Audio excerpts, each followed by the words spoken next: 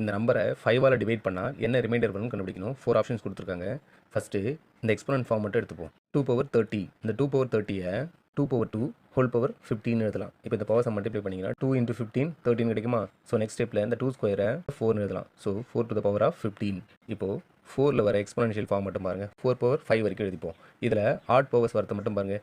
ஏன் add powers பார்க்கணும்னா இந்த 15ன்றது ஆட் நம்பர். 4/1 4, 4³ 64, 4/5 1024. நம்ம எந்த நம்பரால் டிவைட் பண்ணோம்? 5ஆல் டிவைட் பண்ணோம். ஸோ இதில் இருக்கிற ஆட் பவர்ஸ் எடுத்துப்போம். 4/1 வேணாம், 4/3 4/5 இந்த மாதிரி நம்பர்ஸ் எடுத்துப்போம். ஃபஸ்ட்டு 64 எடுத்து 5ஆல் டிவைட் பண்ணணும். டிவைட் பண்ணிங்கன்னா என்ன ரிமைண்டர் கிடைக்குது? 4 கிடைக்குதா?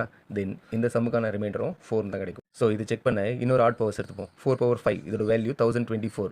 இதை 5ஆல் டிவைட் பண்ணிங்கன்னா இங்கே நமக்கு 4 தான் ரிமைண்டர் கிடைக்கும். ஸோ 4/15 இந்த 15 ஆட் நம்பரா? இந்த 4/15 வேல்யூ என்ன? 2/30. ஸோ இந்த 2/30 நீங்கள் 5ஆல் டிவைட் பண்ணாலும் 4 தான் ரிமைண்டர் கிடைக்கும். Option D is the right answer.